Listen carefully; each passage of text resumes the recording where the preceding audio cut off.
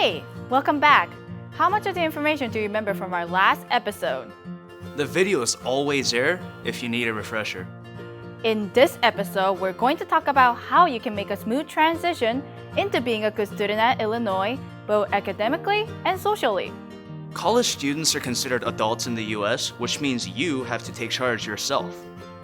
Don't be afraid to ask questions if you don't know something. If it's related to academics, it's best to ask a professional like your instructor, teaching assistant, or academic advisor. Remember, there are no dumb questions. Now, just because you're an adult and expected to demonstrate responsibility for yourself doesn't mean you're on your own. There are lots of staff on campus that can help you adjust and who will even help you become more independent during your time here. Take your instructors, for example. They'll provide general instructions on how to do well in class and give you a detailed syllabus so you know what to expect and when to expect it. They won't make sure you're studying or doing homework, so you've got to keep track of yourself. Since in the US, as we talked about in the first episode, your course grade is based on homework assignments, class attendance, exams, and other class projects, make sure you seek help from your professors if you start having trouble. You can also go to teaching assistants called TAs, tutors, or study groups. Apart from class during your first year, you should also get to your career center to talk to them about your professional and career goals. They can help you get started on your future employment desires. Don't wait until you're a junior or senior. By then, it's often too late. Outside of your academics, you're also responsible for eating well, maintaining good sleeping habits, exercising and scheduling time for studying and homework, as well as social and downtime. Now, social time can often cause some anxiety among students when they first arrive at the university. It's often easier and more comfortable for international students to ask another international student about something. But if it's a technical question, you need to ask an official. For example, you should ask your academic advisor about a course or a college requirement since those can change, and your friends from your home country won't have the most up-to-date information. You should also become familiar with the rules about academic integrity, plagiarism, and the student code. You will be expected to follow those, and the consequences for breaking the rules can be severe.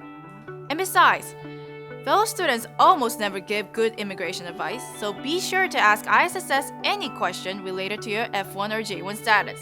ISSS can also help with general questions on any topic, as can a professional staff in your residence hall. Your resident director is a good first stop. Don't be afraid to talk to your resident advisor either, the student leader on your floor who is trained on how to assist you in a variety of ways, or an advisor at ISSS if you start to feel overwhelmed or just don't know who to turn to. We talked before about how social time can cause anxiety in incoming international students, but it doesn't have to. With just a little bit of help, And a little know-how on the cultural differences here in the US, you'll find your stride and your friends in no time.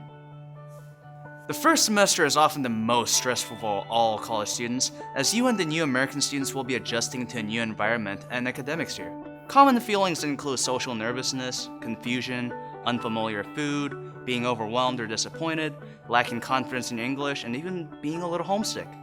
To get past all of that, you've got to jump right in. Hey! What's up? Get to know your roommate and other students on your floor. Try to go out with meals with students on your floor or living learning community. Don't be scared to try something you haven't before or get to know someone new. Work towards establishing a daily routine. Going to classes, eating, sleeping, doing your laundry, getting involved in student organizations, and getting socially connected to other students in your classes, your residence hall, and on your floor. You coming?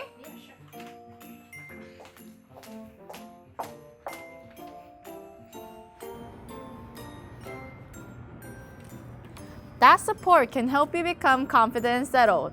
In U.S. universities, it is valuable to your professional goals to learn to forge your own social circles and professional connection with the help of student leaders, like resident advisors from your residential floors, international orientation student leaders you meet during orientation, and other students in your courses.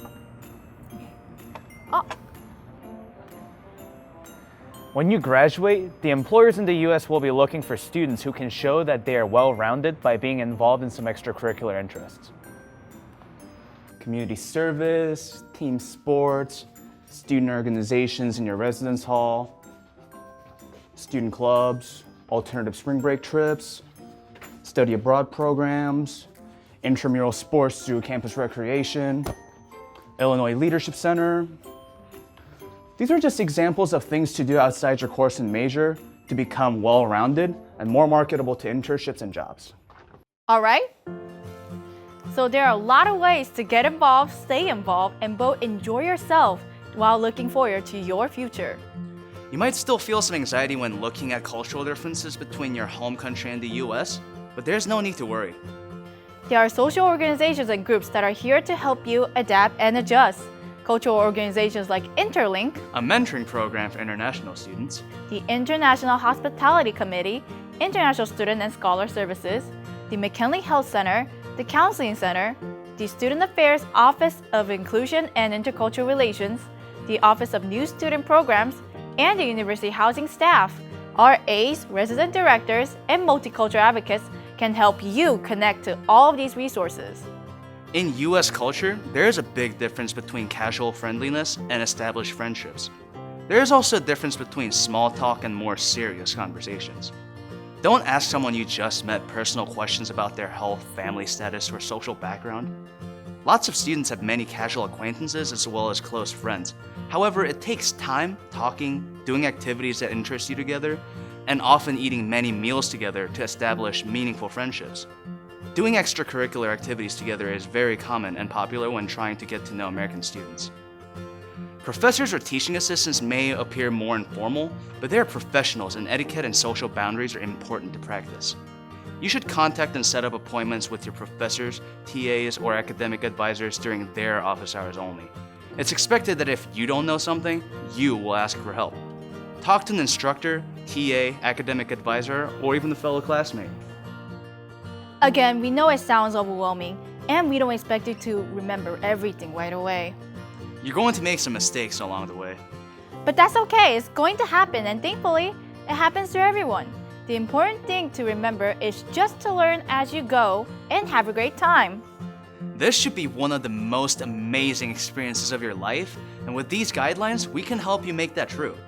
We know you'll have no problem fitting in here at the University of Illinois. Next time, we'll tackle academic success and co-curricular involvement.